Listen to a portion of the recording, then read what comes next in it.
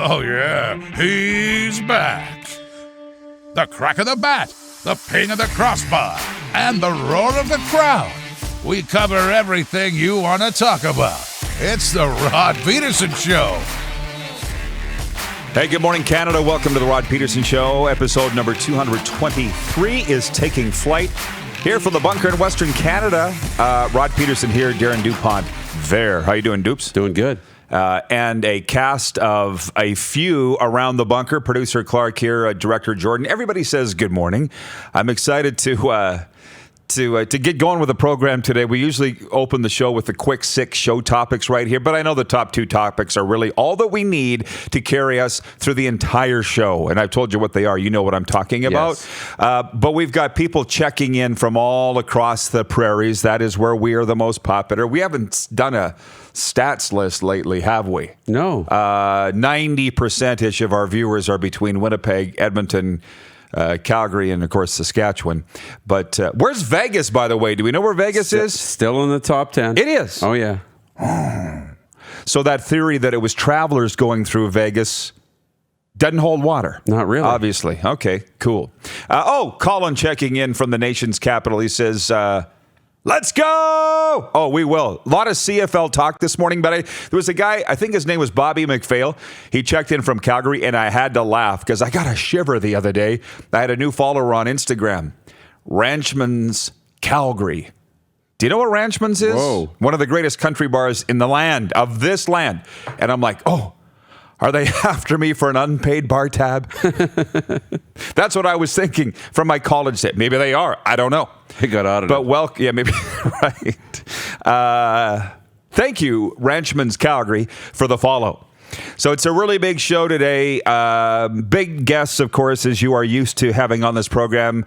Jay Onright from the legendary TSN duo Jay and Dan will be with us. Rob Vanstone, the award-winning columnist from the Regina Leader Post, and as he has self-tabbed himself, rider historian. CFL veteran, rodeo cowboy, Bryn Roy. Do you remember that name? I'm sure you do. Bounced around the CFL, still bouncing around the CFL, and now he's bouncing around rodeo arenas in Louisiana, I think was the last start. Bryn's going to be here to talk some interesting cowboy and football stories and all the rest. And one of the co-owners of the Atlantic Schooners, Gary Drummond, is going to be with us later on in hour 2, and that's got really has CFL fans all pepped up to go to hear from Drummer. As am I, obviously, for a Schooners update amid the exit of one Anthony LeBlanc last week to the Ottawa Senators. Hey! Scotty Annan watching today. Hi, Scotty. Scotty is, I'm not sure what his title is, but I will give him the title of Director of Football Operations for the Atlantic Schooners. So he's watching, and not just because Drummer's on. Scotty watches all the time. But hey, Scotty, good morning. Or to you, good afternoon. Are you ready to go, Dupes? Yeah.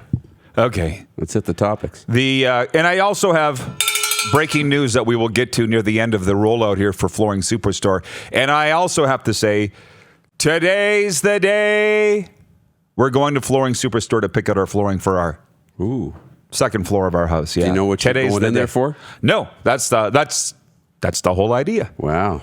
Flooring Superstore, get ready. We're coming at you this afternoon to pick it up. So, quick 6 show topics today as we always go through. Well, obviously, number one, the CFL is seeking up to $150 million in federal aid due to COVID-19. That's where we could just drop anchor, as our maritime friends say, and spend a while on that. And I'll come back to it. Number 2, Argos linebacker Nakas Onyeka, if I'm saying that right, Argos linebacker Nakas Onyeka tweeting this morning, why do Canadians hate the CFL? We could spend a whole show on that. Oh, yeah. So, number 3, the Athletics' Bob McGinn. He covers the Packers out of Green Bay for the Athletic. He figures the Packers have had enough of Aaron Rodgers' act, and that's why they drafted Jordan Love in round 1 the other night. So hold on. We'll come back to that.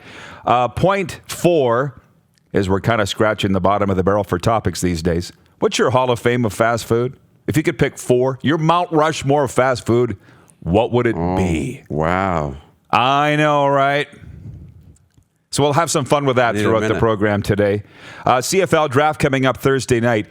Did the CFL steal its own thunder on the draft, is what people were texting me last night saying, why would this come out now?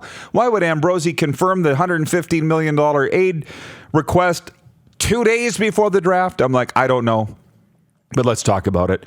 And point 6, do you see fall sports happening? Because as you know, we are very fond of the Western Hockey League, the Saskatchewan Junior Hockey League, Canada West Football. There's a lot of leagues that start in the fall. Yeah. Labor Day, the kickoff for a lot of them. Do we foresee that happening? Plus, we have some NHL things to get to, and the breaking news, as I said, which we will do later on. So, to the CFL seeking $30 million now from Ottawa, and if there's no season, up to $150 million. If you break it down, that's $3 million per team, plus $3 million to the league office. Do I have a problem with it? Initially, I thought no, and I still don't have a problem with it. And the reasons why, given everything the CFL has meant to me, everything the CFL still means to me in terms of a league that we cover, it being a Canadian institution, I would vote yes. I know there's a lot of my liberal friends that are like poking me on Facebook going, oh, thought you were against bailouts, thought you were against handouts. No, it's a case-by-case situation.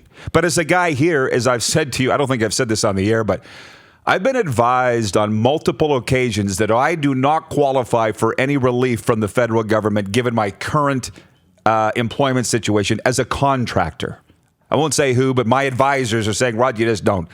So, and the reason I looked into it was if Trudeau's handing out free money, why wouldn't I get in line? What the hell? What do I got to lose? And my guys are saying, no, Rod, you don't qualify. So I don't qualify. I still don't have a problem with the CFL for what they mean to the country. Obviously, they're my friends, but people are very worked up about it. Even CFL fans are worked up about it. People that are probably struggling to pay their own bills right now, put food on the table. And listen, I get it. I totally get it. So I had so many people writing me in the last 12 hours since this came out, and even this morning saying, your show's going to be lively, Rod. Oh, people are fired up about this. What's so lively about it? If we can't have a discussion as adults about this and people are going to yell and call names and scream and swear, then that's really sad. Yeah. Can we not just have a normal discussion about whether the CFL should qualify for millions in aid? Over to you. Yeah, you would think so. You would think so. I mean, I talked about this when we first got into the early days of this and leagues started canceling. And I wondered if the big leagues, the big four, and then the CFL would be eligible for bailout money. And I thought it was kind of wild, but the big banks got it in 07, 08 when the housing market crashed, or if the financial markets crashed, there's bailouts for big financial institutions. Why not sports? They're billion-dollar industries, multi-million-dollar industries, up here in Canada. The bailout thing I get. I mean, it's a national institution. It's been around for over 100 years. It impacts a lot of markets and a lot of people across the country and brings a lot of economic benefits, into the country, the games and the players too. So I'm not really against it. Now, in the States, I mean, you have teams that are taking advantage of financial opportunities. I mean, if you can sit here and not need the money and pass on taking support, good for you. But if you look back, in 5 years from now and be like, I could have had an extra $2 million. I didn't need it, but I could have had it. Imagine all the other things you could do with that money. But the Lakers just were in the news for the same thing. They got some bailout money or some $4.6 million. And they gave it back. Right? Or they gave 4.2 back or whatever they did when the fund dried up. They didn't realize the fund was going to dry up so fast. They said, well, we don't really need it. We'll give it back to you. But the CFL is not in that same position to just give back $4 million or $150 million. So it'd be interesting to see where it goes. Again, I would caution people to say that the CFL is not getting bailed out over top of other more needy organizations getting support. It's not a choice here in this situation, I don't think. We don't know, but for sure right now, it's not even 24 hours old that we've learned about this. Clark, can you put the comment up from Jason Fichter from the Rider Prider fan page? Because I want to read that. And while you do, I put the poll question up last night because I wanted some runway on it by the time we went to air this morning. Should the CFL receive millions in federal COVID-19 relief? 64% of you voting on Twitter, yes. 36% of you saying no. Our friend John Smith writes in and says, "Hi, Roddy. Sorry, but the CFL shouldn't get money from Ottawa." Have you found the comment from Jason? It was basically, he was quoting David Naylor of TSN saying it's a loan, not a bailout. That's not entirely true either. If you go to the story you can go to a lot of stories that are out there, but ones at rodpeterson.com right now came from the Canadian Press. Arash penned a very long column on it. I don't know if you saw it at sportsnet.ca. A loan, what Randy Ambrosi is saying is we'll repay it in kind. Basically, community service. We'll do free tourism videos for the Canadian government. They're not going to write checks back, which is fine. But it doesn't look good at all on the CFL. But this is not a time for optics. This is a crisis for the Canadian Football League. I'll go back to what I'm saying. I don't qualify for federal funding. You'd think I'd be all upset. How come they can get money, but I can't? But I'm not. Nelson Hakowicz writes in and says the Grey Cup brings $80 million in revenue to the market, right? It's not just about sports or lining owners' pockets. I owned a restaurant here in Regina, a Rider home game day, $10,000 to $15,000 bump in sales. Yeah. So it does benefit everybody to have the CFL playing. And when people are going off and getting really upset about this, I wonder if they're aware of all of these things. I don't think they are. I don't think they are either. You only see what's right in front of you and what's in your world. And if you don't go to CFL games or watch them, you don't understand why are they getting money? And that's completely understandable. It's like, hey, I don't have any idea what they do, but it's sports and it doesn't impact my life and it doesn't seem to impact anybody's lives around me. Well, it does. It impacts people more than we think. And we have to be able to see that the CFL has a big imprint and a big impact in the country. It just does. There's one popular question that I saw out of all this was, will this money be going to the players? And from what I know, it won't be going to the players. They're not currently playing. The players don't get paid if they're not playing. This is going to operate the teams right now. One article that I read about the CFL was a quote that there's virtually no income right now for CFL teams. That's part of the problem that I have with them hibernating for 6 months, but this is the boat that they're in. It's just to keep them alive now. $3 million per team. And then if there's a lost season, up to $150 million they're asking, and it could be the end of the Canadian Football League. So it's not really time for fighting. This is serious strokes here right now, which, by the way, it's been serious since this all started. As Arash found out and reported at sportsnet.ca, the initial application from the CFL went in on April 2nd. What's today, the 29th? 3 weeks ago this went in, and the story just came out. Yeah. And as far as fast forwarding to point 5, did the CFL overshadow itself with the draft? I don't think they really care. I mean, on one hand, the commissioners and the owners are very concerned with how the league looks.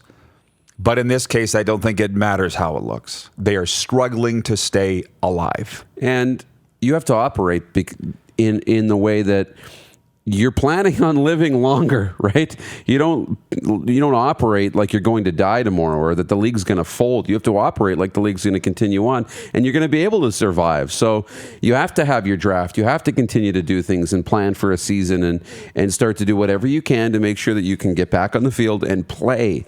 I think the bailout money is interesting because it's not just going to be handed out willy-nilly. I mean, there's a big process that's going to go into this, a lot of due diligence.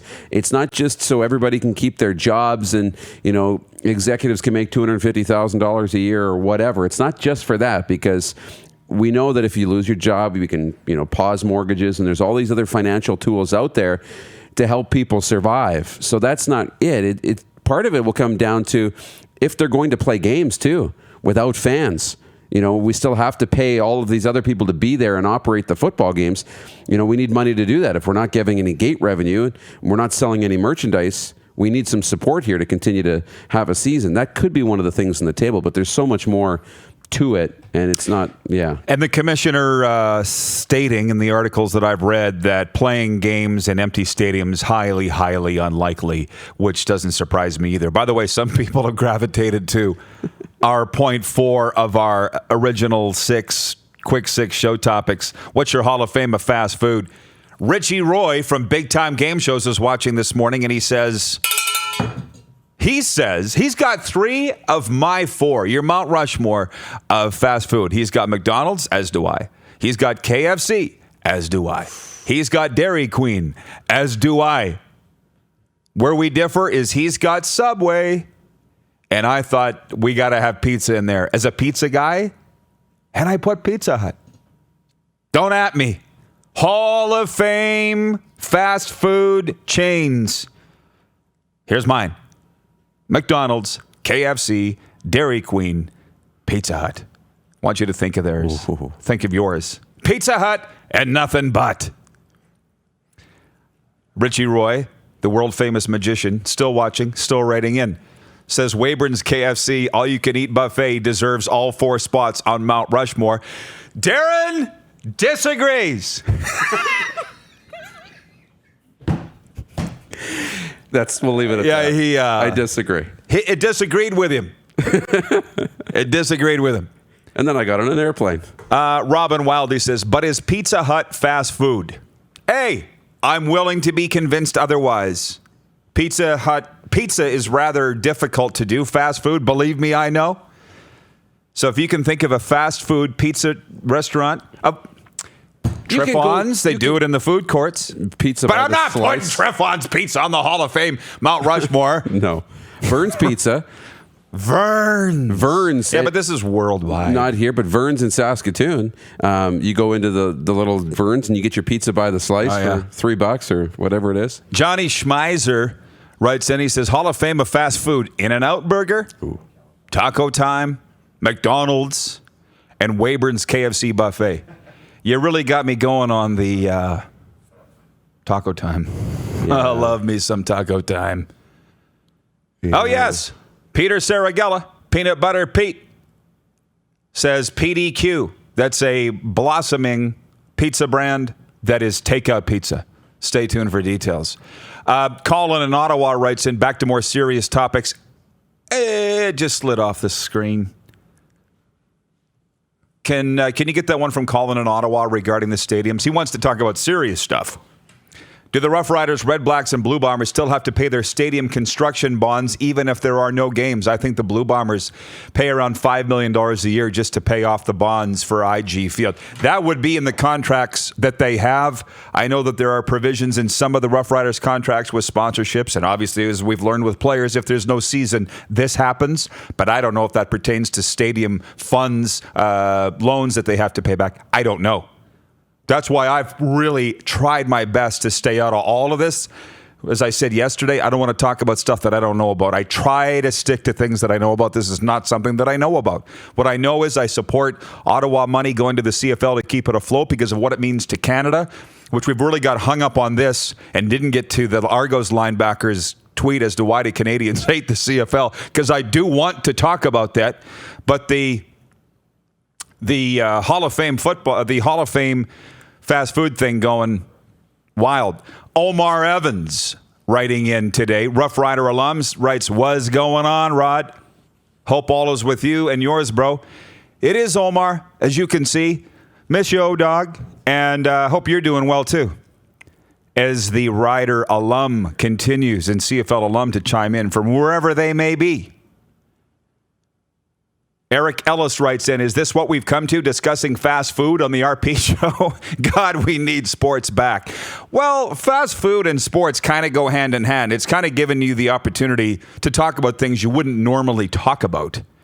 So, Eric, we'll do the talking, you do the watching. Couple things that I do want to mention. We got high numbers here, by the way, in the rollout for Flooring Superstore, if you've noticed. That's good, because we're going to have to break and come back with a sports update, and then Robert Vanstone. Trent Bruner's watching in Norway today. Trent says, Norway calling. If governments won't let the fans go in to watch, then the governments have responsibilities to bail all of them out. The CFL especially must be protected at all costs. Now, obviously, Trent's been up for a while. This evening in Norway, he's making a hell of a lot of sense. I mean, on one hand, I think the health officials have way too much power. I'll just say that, okay? Don't at me. But if you're going to close down the leagues, then you better support the leagues. At the very least, the CFL. But it does bring up the suggestion of where do you draw the line? So then is the WHL, the SJHL, university sports, are they all subject to bailouts? So it's a very slippery slope here. And the scary thing is, Trudeau might just say no to y'all. I could see that. Yeah. Because he's never really been pro sports since he's been in office. Now, I know you got something to say, but we got a break. Just one. Hey, the guys wanted me to mention it here. Breaking news. This is big news for me. Cat Country 98.1 FM, beginning May 5th, will start the feature of the Rod Pedersen commentary. Every day, 7:20 a.m., 4:20 p.m., Cat Country 98.1. So we are joining forces. It's the start of a beautiful relationship, Darren, between Cat Country 98 and the Rod Pedersen Show, as you well know all the details. So that's exciting. Very exciting. Yeah. That's so gonna be really cool. All you listeners in the region, be tuned in beginning May 5th to Cat Country 98 for my daily commentary, 7:20 a.m., 4:20 p.m. It's a rural community. It's a farming, agriculture, ranching community. I love it. That's what right down my alley. I was gonna say that's right down the pipe in your DNA. Yeah. So, and from Doyle Benson says, good morning from Wendell Clark's. So good morning to Wendell Clark's in Saskatoon. So we got a lot of things to get to. And I do want to talk next, or soon anyways, about this tweet from Argos linebacker Nakas Onyeka. Why do Canadians hate the CFL? We really got to get into this. Rob Vanstone coming up, Gary Drummond, Bryn Roy, Jay Onright. It's the Rod Pedersen Show, and this has been the Rollout for Flooring Superstore, Facebook Live, Game Plus TV, and listen live at rodpedersen.com. You're watching Rod Pedersen On Demand. For more of The Rod Pedersen Show, visit rodpedersen.com or follow Rod Pedersen on social media.